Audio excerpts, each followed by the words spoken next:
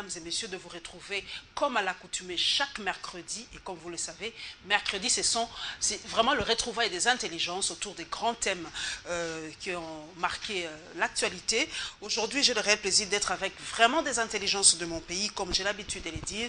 Je suis avec Élisée Odia, la voix de Congo Web Télévision. Elle présente son émission Un homme, un concept chaque dimanche. Bonjour Élisée Odia. Bonjour Madame Pellet. Entre nous, on doit se jeter des fleurs, hein, comme on dit. Les loups ne se mangent pas entre eux. Une très belle voix et une intelligence fine.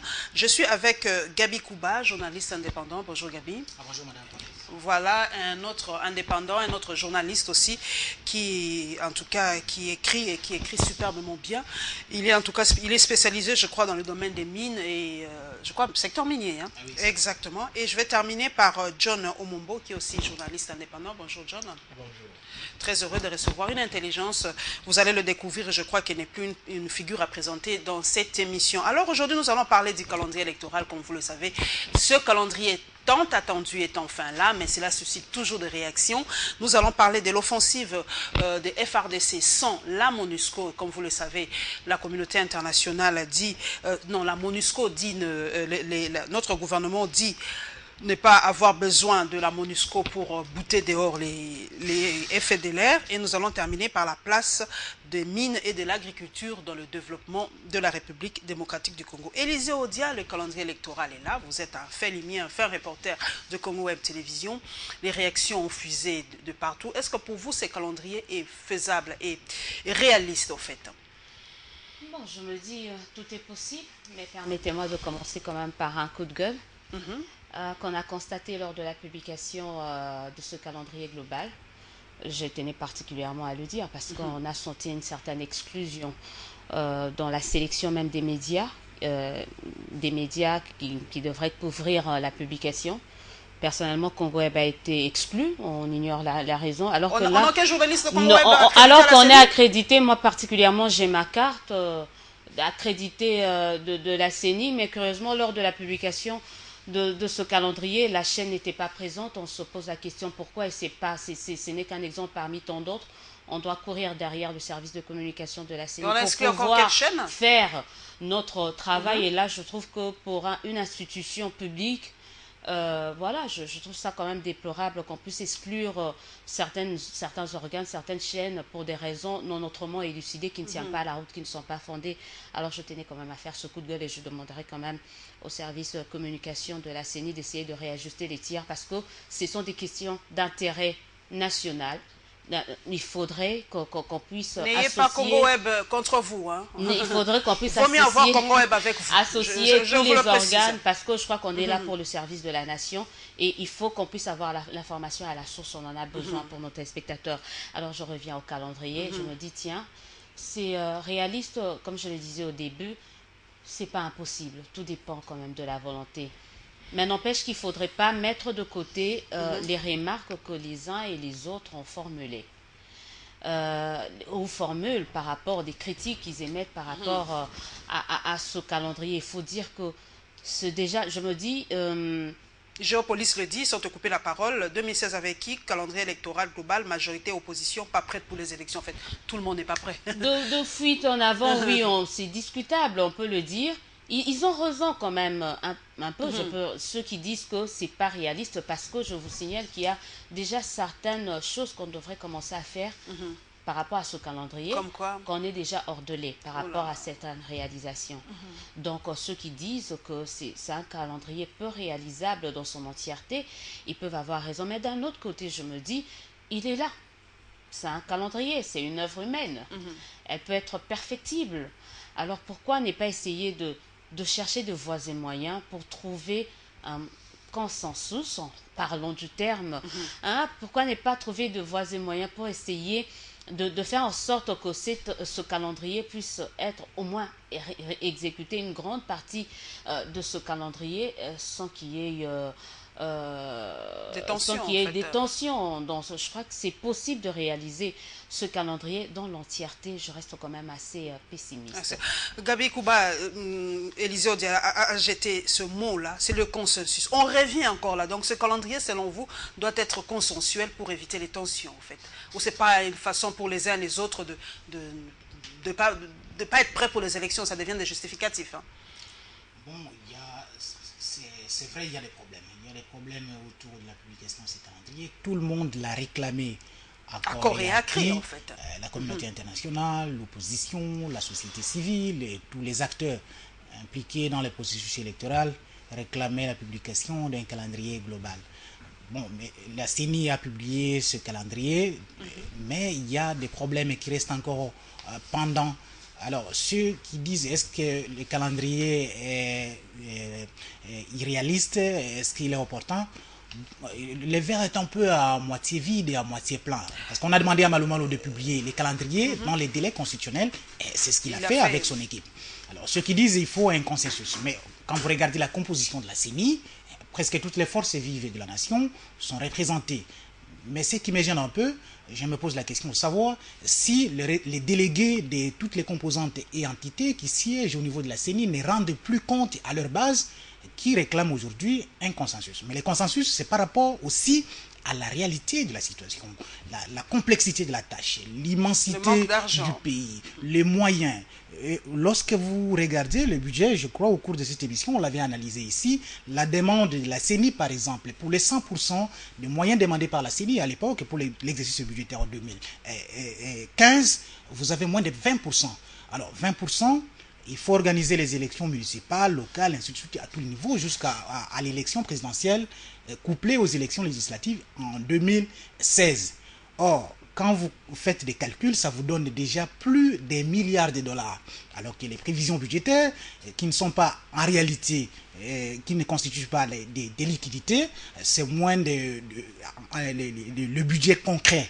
Il sera effectivement moins de 4 milliards de dollars. C'est-à-dire s'il faut affecter cet argent de 2015, on va asphyxier la vie nationale, le fonctionnement des institutions, d'autres institutions par exemple, les réalisations sociales vont subir parce qu'on va ponctionner l'argent destiné aux autres rubriques. Et là, ce n'est pas encore, là-bas, ce n'est pas non plus prêt. Et la communauté internationale, vous avez les États-Unis par exemple, l'Élysée a été à la conférence de Bindé qui a dit que les États-Unis ont donné 20 millions de dollars. Mais 20 millions de dollars, ça ne représentait absolument rien.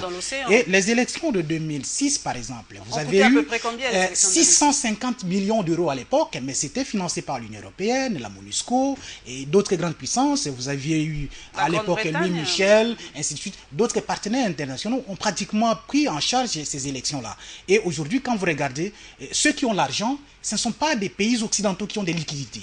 Vous avez des pays émergents. La Chine, vous avez le Brésil, vous avez la Turquie, vous avez les Singapour. Des pays qui ne s'intéressent pas aux aspects politiques ou à la démocratie. Eux, les émergents, c'est le business. Donc, ils ne sont pas prêts à financer les élections. Et l'espace européen qui peut financer les élections, qui s'intéresse aux problèmes des droits de l'homme, de démocratie et consorts, est frappé par une forte crise économique et monétaire. Donc, on n'a pas de moyens à ce niveau. S'il faut organiser le cycle électoral tel qu'il est prévu dans ces calendriers, ça va poser des problèmes parce qu'on va utiliser tout l'argent en ce qui concerne l'organisation des élections. La prospérité, d'ailleurs, l'a dit à sa une, un appel au calme. Charles Mondo Simba, le Parlement a la possibilité de réaménager le calendrier global de la CENI. Donc, on revient encore au consensus. Charles Mondo Simba essaye d'apaiser un peu les tensions parce qu'on attend de voix qui s'élèvent pour dire que c'est irréaliste ce calendrier. On veut, c'est une façon vraiment, cette fois-ci, vraiment pratique de glisser cette fois-ci parce que ça sera irréalisable. Et pourtant, on attendait tant ce calendrier, John Mombo.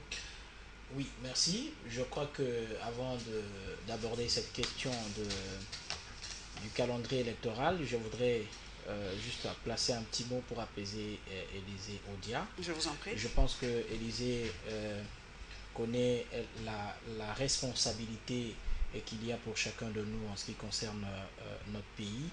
Et la CENI, c'est une institution qui nous appartient tous. Elle sait, elle a été avec moi. Moi, j'ai eu l'occasion de conduire quand même quelquefois certaines activités du domaine de la communication à la commission électorale lorsque j'ai eu à travailler là-bas, d'abord comme attaché de presse du président et puis comme directeur adjoint à la communication. Je pense que ce serait peut-être une erreur protocolaire. Ça ne sert à rien d'alarmer la situation. Qui dure depuis qu'il y a le je vais juste apaiser. Je vais juste apaiser Élisée et lui proposer qu'il y a des voies et moyens, il y a des mécanismes pour contacter nos collègues. On a utilisé tous les moyens de recours. Je tiens juste à lui dire qu'on peut parler avec... je ne peux pas citer les noms. Maintenant, on a eu la direction de Congo Web, la hiérarchie de ma rédaction. Moi, personnellement, nous avions mené tellement de démarches pour que nous puissions être associés à tout ce qui se passe au niveau de la CENI. Qui reproche à Congo Web, parce que ça, on ignore. Parce que j'ai un problème par rapport à ce calendrier. Je reviens un peu. S'il y a une chaîne qui essaie de plus parler, de donner les avis des uns et des autres par rapport à ce calendrier, on fait partie de ces chaînes-là. Alors, on se disait qu'on avait quand même droit. On ne parle pas des activités, mais il y a quand même au niveau de la hiérarchie, il y a des démarches qui ont été menées depuis l'avènement du bureau Malou. Nous-mêmes, personnellement, nous avons parlé avec les uns et les autres, mais on a l'impression qu'il y a la sourde oreille. Loin de moi l'intention de défendre la CENI. Je ne fais plus partie de la CENI, mais je le dis par expérience.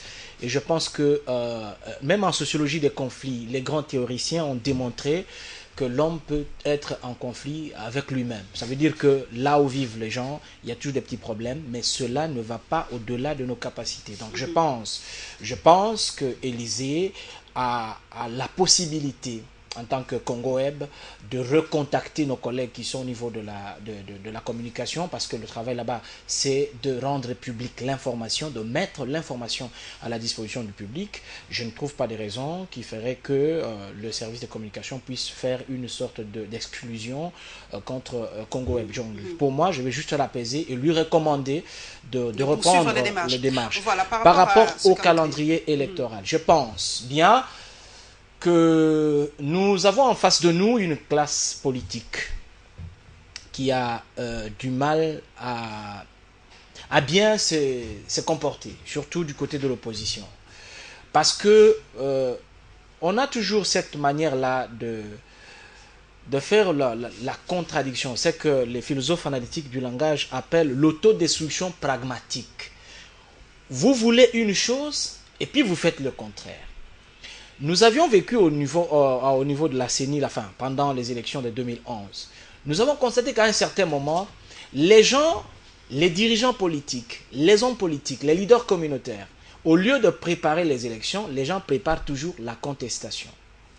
Il n'y a pas plus longtemps que quelques années passées ici, les opposants, les principaux opposants, dont je tais les noms ici, avaient réclamé qu'il y ait identification de la population. Le régime, le gouvernement répond en mettant en place l'ONIP. On crie encore non, il y a glissement. En 2011, on a parlé du serveur central. C'était le concept qu'on a valorisé. 2014, 2015, maintenant on parle de glissement. Il trouve toujours des problèmes. On ne sent pas vraiment un débat assez profond, sur des questions fouillées, sur des questions de la nation. On a demandé à la commission électorale de présenter un calendrier global parce que, comme nous avons des prophètes dans ces pays qui apprennent à faire dire aux gens ce qu'ils n'ont pas dit. On a fait dire au président Kabila ce qu'il n'a pas dit. On l'a soupçonné de vouloir glisser au-delà de 2016. Et la commission électorale fait son travail. Je rappelle qu'au terme de l'article 211, la commission électorale a la responsabilité, la mission d'assurer la régularité de tout processus électoral et référendaire. La CENI, en tant qu'organe technique, a fait son travail. La CENI vous a présenté un calendrier électoral, 151 points. Et la CENI vous présente également 23 contraintes. Des contraintes qui ne reviennent même pas à l'opposition. Je ne vois pas pourquoi les gens s'agitent. Des contraintes qui reviennent au gouvernement et aux principaux partenaires du gouvernement. Est-ce que le gouvernement va réagir positivement ou positivement face à ces contraintes? Je dis, la responsabilité de financer les élections ne revient pas seulement au seul gouvernement. Le gouvernement a des principaux partenaires. Parmi ces partenaires, Kouba l'a dit tout à l'heure, il y a certains partenaires qui ont déclaré qu'ils avaient suffisamment de l'argent pour financer les élections à condition qu'il y ait le calendrier global. Le calendrier est là, venez financer les élections. Je rappelle également, je le dis et je mets quiconque au défi, moi j'ai travaillé à la CENI, le calendrier ou alors le budget présenté par la CENI, ce n'est pas le fruit de la pensée unique des agents, des techniciens de la CENI, c'est un travail concerté, c'est un travail qui est fait en binôme avec la MONUSCO. Il y a les experts de la MONUSCO qui sont là, qui siège d'ailleurs dans l'immeuble de la CENI, c'est un travail qui est fait avec la MONUSCO et c'est bien vérifié. Il y a aussi le PNUD qui est là. Donc il y a la division électorale, il y a le PNUD qui accompagne. Donc c'est fait dans la transparence. J'ai suivi même le rapporteur qui a dit qu'il y a des modifications qui ont été apportées. C'était 1,85 milliard quelque chose. Aujourd'hui c'est à 1,52 milliard, je pense, si c'est comme ça. C'est le gouvernement qui a revu avec ses experts. Ce n'est plus un problème de débat. Le problème c'est que le calendrier est là. Les acteurs politiques, ils doivent préparer les élections. Ceux qui doivent financer, ils doivent financer. Et puis ça va aller, c'est tout. Les contraintes, Élisée Odia. Je signale qu'il y avait dans le calendrier partiel, la CENI a appelé ça des exigences. C'est au nombre de 14. Maintenant, c'est au nombre de 23. On ne sait pas quelle différence il y a entre exigences et contraintes. Bon, on est aussi dans les mots, on est experts, nous. Je ne suis pas expliqué parce que c'est un langage voilà, technique. des exigences, des contraintes, 13 à 23, ça c'est pas un problème. On est tous d'accord, tout le monde a demandé. Madame Paulette, je suis une femme aspirant à se marier. Et je crois que je veux commencer à préparer pour mon mari. Ça c'est sûr. Alors si un jour il rentre à la maison, il se rend compte qu'il fallait que je prépare la viande et qu'elle n'était pas bien cuite. Avec gentillesse, il me dit, écoute madame, je t'aime beaucoup, mais ta viande là, elle n'est pas bien cuite. Est-ce que tu ne peux pas essayer d'arranger, d'améliorer les choses? Est-ce que par amour pour mon mari, je ne peux pas faire ça? En fait, on est devant un plat.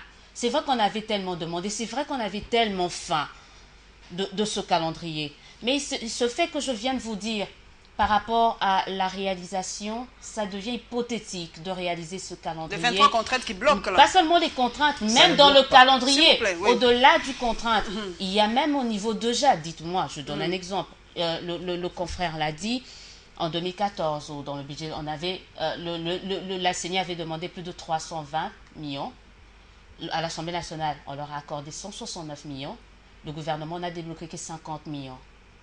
Ça, c'est un fait. On avait demandé par rapport au découpage, il y a tellement de... ça fait partie des contraintes. Mais il y a tellement... Est-ce réaliste, ce budget dans l'entièreté? C'est là où moi je suis. C'est bien, on a un gouvernement global. Mais on est déjà en dépassement par rapport au calendrier, à certaines choses qu'on devrait faire, à certaines choses qu'on devrait mettre en place. On ne peut pas le mettre selon le calendrier tel que prévu déjà par la CENI. Donc, déjà à ce niveau-là, on ne respecte déjà pas. Il y a violation même de ce calendrier en amont. Il ne faut pas qu'on se leurre, il faut qu'on se le dise. On a tous le calendrier, on a lu le calendrier. Donc on est déjà en dépassement par rapport à ça. Alors faudrait-il continuer comme ça? Parce qu'on avait demandé, est-ce qu'il faudrait poursuivre comme ça? Maintenant, moi je trouve que il faudrait commencer à réfléchir. Peut-être commencer à savoir par où doit-on... Je crois d'ailleurs, c'est d'où l'appel de Charles Mwando Simba. Et il ne faut pas passer outre cela. Il faudrait qu'on puisse réfléchir quel mécanisme, parce qu'on est déjà en violation de ce calendrier. En attendant qu'on mette le moyen, c'est vrai que les chancelleries internationales avaient dit qu'ils allaient mettre, mais il ne faut pas oublier que c'est de la responsabilité de l'État congolais d'organiser, de mettre les moyens. Et je suis heureuse de constater que le gouvernement est déterminé à mettre le moyen qu'il faut. Mais il faudrait vraiment chercher d'autres mécanismes pour qu'on puisse... Ce qui est sûr, et moi je le répète, on ne peut pas réaliser ce calendrier dans son entièreté. Il faut qu'on se le mette en tête. Dans le timing prévu, dans son entièreté, on respecte... Non, c'est faux. Il faut déjà oublier. Faut déjà oublier. Il faut déjà comment nous habituer. Parce que sinon, c'est un calendrier à faire. Vous savez que ça, c'est normalement, c'était la CENI de Mulunda qui devrait faire ça. Il y a eu des problèmes, donc il y a eu tellement de retard. Il y a eu tellement de retard en tout. Alors, il ne faudrait pas s'attendre à un miracle. Si on veut des élections, commencer à chercher d'autres voies et moyens, d'autres mécanismes à mettre en place pour essayer de diminuer la tension qui si on le prend garde, risque de miner le pays. Gabi Kouba, c'est vrai, on est là, on est en train de trouver tout le temps des problèmes par rapport aux élections. Et pourtant, les élections sont prévues, on le sait, après 5 ans. Pourquoi en RDC, c'est 2 ans ou 1 année avant les élections qu'il y a tout ce méli-mélo, il y a tout cette marmite qui bout qu'à quelques minutes des élections? Pourquoi on ne prend pas le temps de préparer calmement les élections de 2011 à 2006 pour que tout se passe?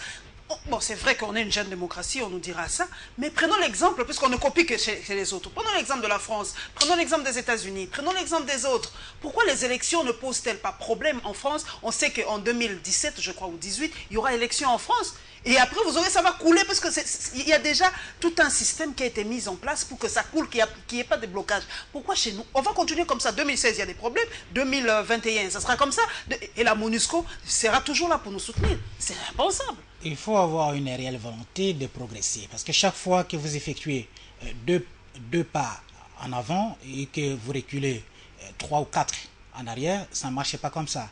Et aujourd'hui, les gens disent qu'il y a des arriérés. Il faut commencer par les élections locales, municipales, urbaines et consorts.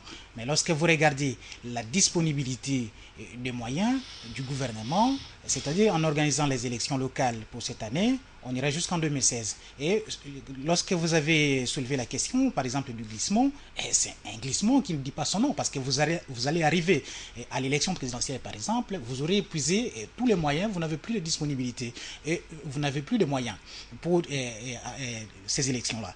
Alors, les problèmes en ce qui concerne, par exemple, les élections locales, le problème est tellement complexe. Pour la présidentielle, vous avez un bulletin pour l'ensemble de la République, pour les 145 territoires et les autres villes, toutes les villes. Or, pour les élections des secteurs, les conseils des secteurs, les conseils municipaux, le conseil local, c'est très compliqué. Je me réfère toujours au reportage de John qu'il a réalisé la semaine passée, je crois, au Sankourou. Et quand j'ai vu le reportage, ça m'a effrayé. Je ne sais pas dans quel délai on peut déployer le matériel, le ramasser, organiser les élections dans ces délais, avec ces calendriers trop serré, tel que j'ai vu, je ne sais pas, après 2 ou 3, ça fait à peine 4 mois que John a réalisé ce reportage, je ne sais pas si les routes ont été construites, pour que les élections soient organisées dans les bonnes conditions. Mais les gens doivent se parler. Pourquoi ils doivent se parler? Parce qu'il y a des problèmes.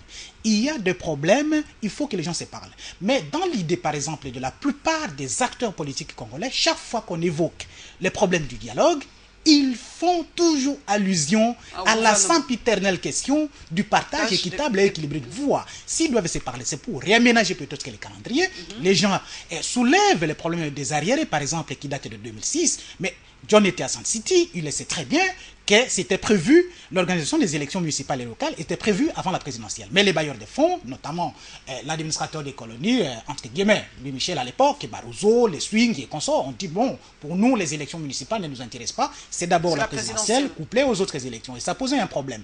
Aujourd'hui, la contrainte, par exemple, est constitutionnelle, c'est l'élection présidentielle. Parce que pour les conseillers municipaux, par exemple, les conseils des secteurs et les bourgmestres, nulle part où il est dit que 2 mandats renouvelables. D'ailleurs, la preuve est là pour les députés, les sénateurs. On dit que la Constitution prévoit que ces gens-là peuvent se représenter autant de fois. Mais pour le président de la République, la Constitution est claire, 2 fois, 5 ans, 1 fois renouvelable. Et l'exigence constitutionnelle, c'est après 10 ans, il faut arrêter. Donc, si les acteurs politiques ou tous ceux qui sont impliqués dans les processus électoraux doivent se parler, c'est en rapport avec cette élection et on peut sauvegarder un peu de moyens, le peu de moyens qu'on a pour l'organisation de cette élection qui pose trop de problèmes par rapport aux autres élections et on reste dans la logique des arriérés en attendant que le gouvernement trouve des moyens. Mais si le gouvernement, comme par un coup de baguette magique, peut trouver tout le moyen, rassembler tout le moyen, organiser les élections conformément au calendrier des CENI, en respectant par exemple, en répondant positivement aux contraintes ou aux exigences présentées par la centrale électorale, coup de chapeau, à ce moment-là, on se sera affranchi de la tutelle, de cette tutelle qui ne dit pas son nom, de la communauté internationale. Parce que l'élection, c'est une affaire nationale. John Omombo, vous pouvez réagir par rapport à ça? Donc, vraiment, les élections en République démocratique du Congo, c'est une casse-tête? Bon, je vais d'abord dire à Kouba qu'au lieu d'avoir peur, il devrait être d'ailleurs très content parce qu'en 2011, on n'avait pas ces routes-là.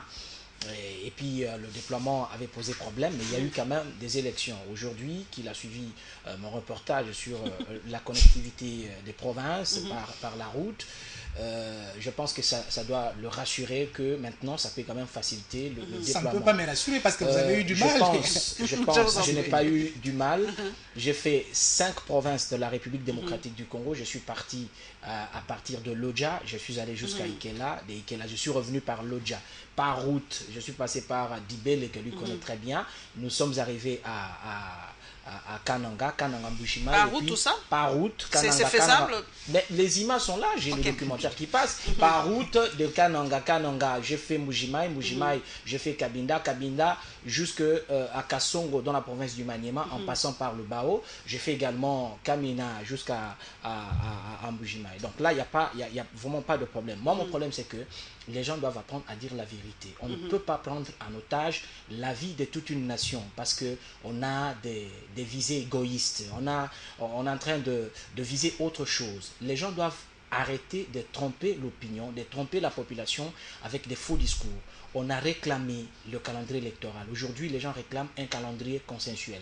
Je sais que ça devient un fait politique et non quelque chose de technique, tout simplement. Je rappelle que la CENI a un mandat lui confié par la Constitution au terme de l'article 211, je l'ai rappelé ici, et que la CENI, dans l'organisation des élections, la CENI ne le fait pas de par sa propre volonté.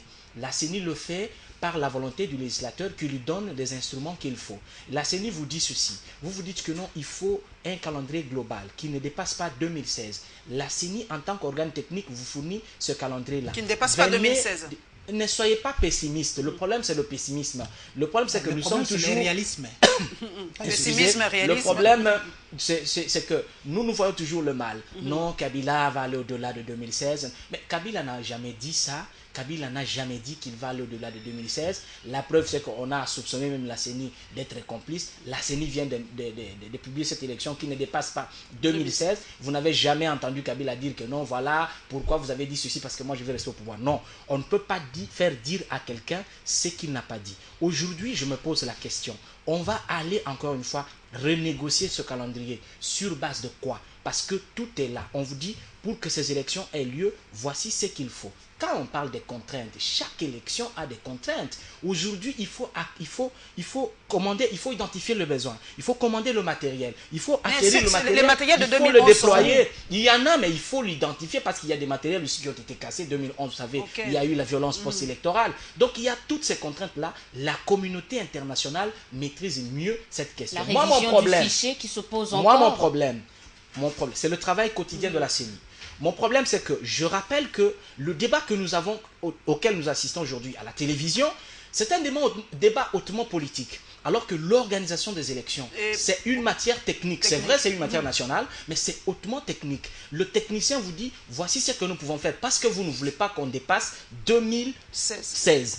Et puis, la loi électorale, elle prévoit 9 scrutins. Nous avons combien de rendez-vous de 2015 à 2016? Il y a autant de rendez-vous. On doit donner à la population la possibilité de passer par tous ces scrutins-là, directs et indirects. Donc c'est très important. Pour moi, on perdra encore le temps. Au lieu de négocier pour avoir de l'argent, pour répondre aux contraintes d'ordre financier et les contraintes d'ordre logistique, on va encore renégocier parce qu'il y a un problème. Je ne sais pas quel problème. Est-ce qu'on va encore renégocier le fameux glissement? On va négocier autour de quoi? Le calendrier, il est là, vous l'avez réclamé. On doit le respecter. Ce n'est pas l'opposition ni la société civile qui vont, enfin, les deux ne vont pas financer les élections. Ni la majorité non plus. Non, ce n'est pas la majorité. C'est le gouvernement, c'est l'État congolais avec les principaux partenaires. Je dis ceci, que ces partenaires-là de la communauté internationale qui ont chargé le gouvernement, qui ont fait pression au gouvernement pour qu'il y ait le calendrier est là. N'amenez pas 20 millions parce que vous-même vous êtes conscient que 20 millions ça sert. Il faut je voulais revenir parce que je crois qu'on parlera de ça, la souveraineté, la non-ingérence. Je crois qu'il en va même à l'organisation des élections. Je crois que dans les pays où on a refusé la tutelle internationale, ils prennent en charge leurs élections. Madame, au nom de la souveraineté. Je vous rappelle, je voulais revenir sur ce qu'il a dit. Je voulais revenir sur quelque chose que John a dit. C'est pas que la CENI fait un calendrier parce que les gens refusent assez qu'on dépasse. C'est en fait une exigence, voilà, une contrainte constitutionnelle. Faut pas qu'on donne l'impression c'est comme s'il y avait... Non. Ça, c'est une contrainte constitutionnelle. Il faut organiser les élections dans les dates. Donc, d'où un calendrier qui ne puisse pas aller au-delà. Donc, c'est quoi de plus normal? Faut pas dire que vous avez voulu donner un calendrier qui ne puisse pas aller. Non. C'est-à-dire la CENI a bien fait son travail. Très bien d'ailleurs, parce qu'il a respecté le timing. il s'est référé à la Constitution, mais je suis en train de le répéter, on a déjà par rapport à l'exécution, on est déjà en pleine violation. On ne parlera vraiment pas. Vraiment, sinon on ne parlerait pas. Est-ce qu'il faudrait-il continuer comme ça ou il faudrait se parler pour savoir ce qu'on doit faire? Parce qu'on est déjà, il y a certaines choses qu'on ne respecte déjà pas par rapport à ce calendrier. Vraiment quelques minutes à Élysée, même aux téléspectateurs. C'est qu'en 2011, la communauté internationale avait promis de financer les élections, d'apporter ces 40% de financement. On n'a jamais vu ça. On a piégé le gouvernement. Le gouvernement est allé au-delà. Ça, on n'en parle pas. Voilà pourquoi il faut compter sur ses propres moyens. Non, attends, mais je vais terminer.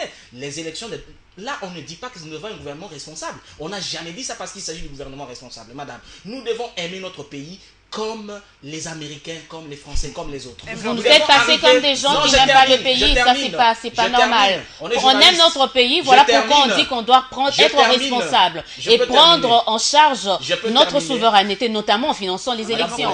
Je peux terminer en quelques minutes que les élections de 2011, la communauté internationale n'a pas respecté ses engagements parce qu'il y avait un plan. Comme en 2010, tout s'est passé, vous avez vu ce qui s'est passé en Côte d'Ivoire avec Ouattara et Gbagbo. On pensait que ce schéma-là allait réussir en République démocratique du Congo. Comme il y avait la tête des personnes, il y avait des têtes qu'eux ne voulaient pas, ils ont refusé de financer ces élections parce qu'ils voulaient qu'on puisse reporter les élections, les repousser. Il n'y avait pas de raison de faire couler du sang ici. La même communauté internationale aujourd'hui réclame qu'il y ait le calendrier global en disant qu'il y a de l'argent pour financer les élections. Espérons qu'il le fasse. Vraiment, nous devons faire finance. Voilà, vraiment, nous devons passer à autre chose. Oui, s'il vous plaît, madame, vous avez posé une question à laquelle personne n'a répondu. Je vous en prie. Pourquoi on fait toujours les choses à la va-vite? À la va-vite, voilà. Aujourd'hui, s'il existe des arriérés législatifs, ces arriérés-là datent de 2006. Et de 2006, dès lors qu'on a organisé le premier cycle électoral avec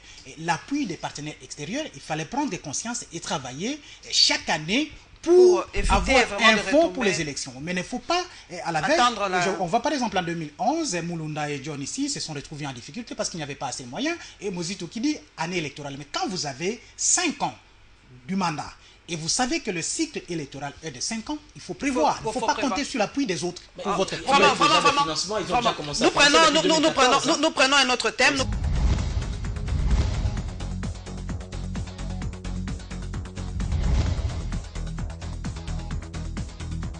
Prenons l'offensive des FRDC sans la MONUSCO. Élisée Oda-Tu l'a dit, la souveraineté, cette fois-ci, le président Kabila a tapé du poing sur la table. Nous y allons sans votre aide. Moi, la première chose qui me vient à l'esprit, qu'est-ce qu'on gagne en y allant seul? Je ne sais pas. Là, je suis en train de faire un appel à... John a parlé de ça tout à l'heure, mon cours de sociologie de conflit en 2e licence à l'IFASIC. Je pense à l'organisation internationale, politique internationale, juste pour étayer. Il faut dire que la mission onusienne est là pour l'objectif de la résolution 2147. Lui demande à la mission onusienne de traquer les forces négatives. Ça, c'est sa mission. C'est vrai qu'il y a eu cette controverse entre problèmes de communication, si on se réfère à ce que le ministre de Médias a dit, et qu'ils se sont pas arrivés à mettre d'accord autour de 2 généraux qui se seraient mêlés dans une histoire des violations de droits de l'homme. Je dis d'accord, le gouvernement qui n'a pas supporté quand même, il faut quand même décrier, il ne faut pas donner carte blanche quand même à la MONUSCO, dont certains faits ou certains agissements sont vraiment à décrier dans notre pays. Il ne faut pas aussi qu'on leur dise, il faut quand même qu'ils apprennent à respecter les autorités congolaises, il faut qu'ils apprennent à valoriser, ils sont quand même sur notre territoire, il ne faut pas qu'ils se comportent comme en territoire conquis. Il y a la souveraineté qui est là.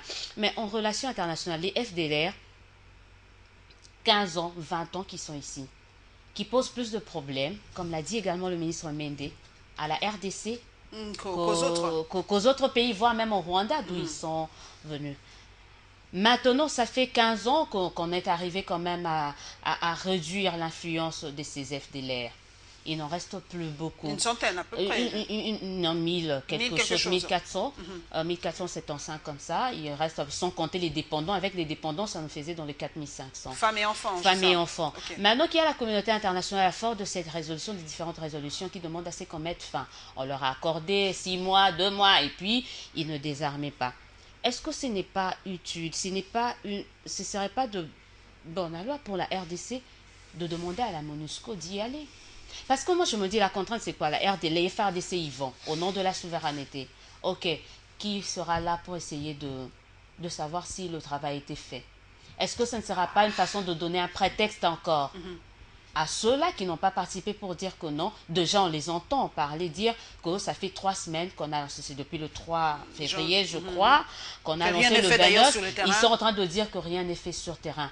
Est-ce que la RDC sortira gagnante de cette guéguerre avec la mission onusienne? Est-ce qu'il ne faudrait pas se poser ce genre de questions? Est-ce que vous ne donnez pas des prétextes au Rwanda pour dire que la RDC y va seule parce qu'on accuse certains de nos militaires être de mèche avec les FDLR? Puisque maintenant on n'aura pas la MONUSCO, est-ce que ça nous permettra de mettre une bonne fois pour tout ça? C'est autant des questions que moi je me pose en acceptant. C'est bien beau de dire oui, on y va, mais pour quel résultat? Est-ce que ça risque pas de se retourner contre nous? En fait, ce sont ces genres de questions que moi je me pose par rapport à ça. Gabi Kouba, cette fois-ci, le président l'a dit, hein, on doit quand même, c'est notre pays, on doit être derrière le chef. Il a dit on va y aller sans votre aide, parce que ça fait vraiment autant d'années que cette épine est vraiment dans le pied de la République démocratique du Congo. Vous pensez que cette fois-ci les FARDC vont vraiment bouter?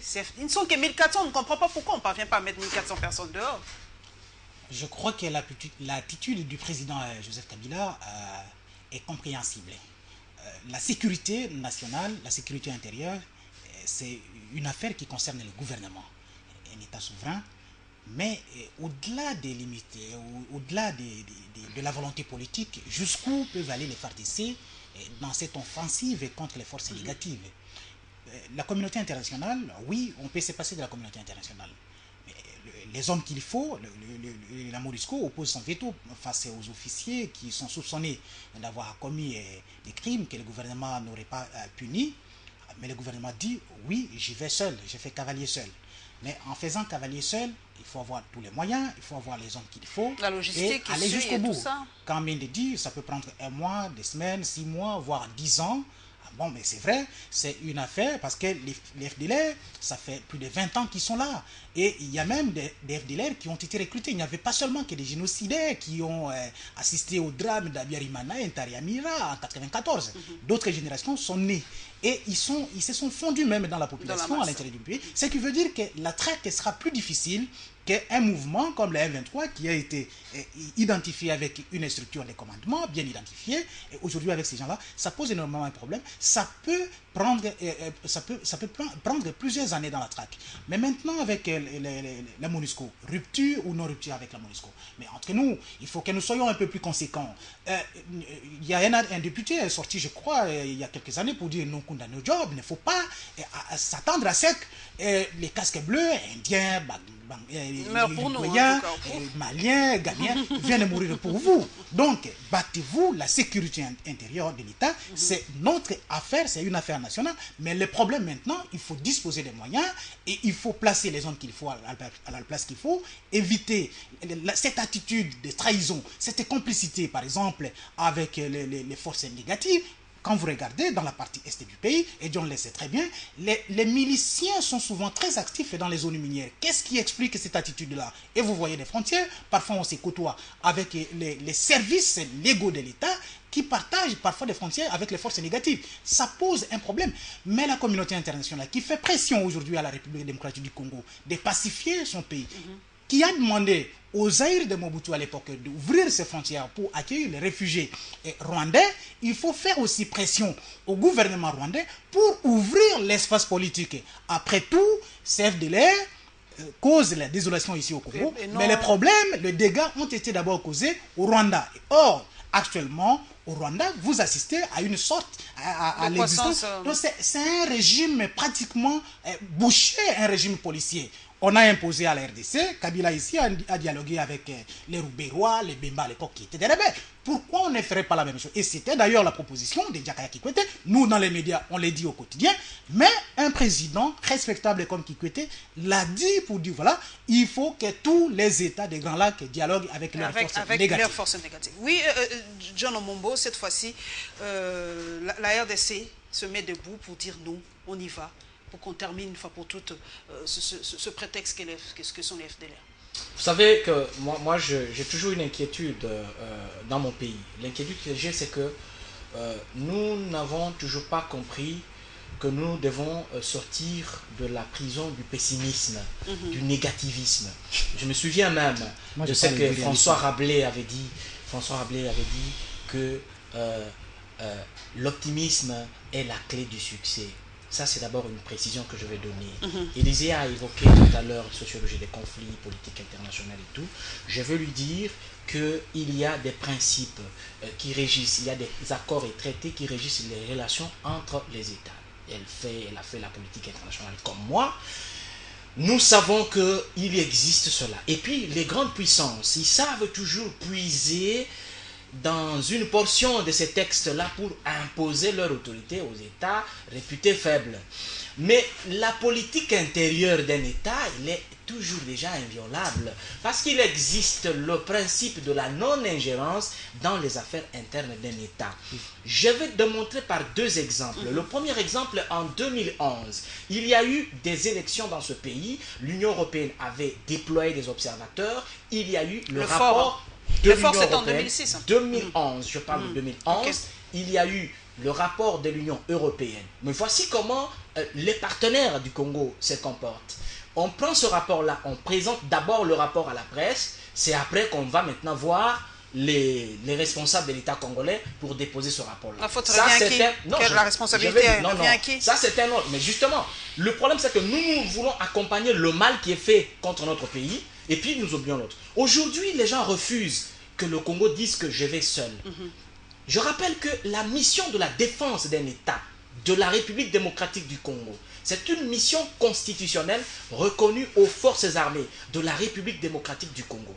Les gens ont oublié le comportement de nos FARDC lorsqu'il y a eu la guerre contre le M23. On a organisé des marches ici pour soutenir les FARDC. Ils ne se sont pas comportés comme l'armée nigériane. Mais malgré tout ce que l'armée nigériane est en train de subir de la part de Boko Haram, mais nous voyons que la population a fait des marches de soutien. C'est ça aimer sa patrie. C'est ça aimer son pays. Nous avons vu le comportement de nos FARDC. Ici, en Centrafrique, il y a eu des armées étrangères qui sont là-bas. Mais il y a le contingent congolais qui se comporte très bien. Qui se comporte très bien. Je n'entends pas parler de ça dans les médias. Arrêtons de penser que nous sommes un État faible et que nous ne pouvons pas nous faire respecter. Voilà, mesdames et messieurs, nous sommes vraiment à la fin, mais désolé. Le troisième thème, la place des mines et de l'agriculture dans le développement, on l'aura la prochaine fois. C'est un thème impérissable. Nous aurons le temps d'y jeter vraiment ou d'y jeter un coup d'œil la semaine prochaine.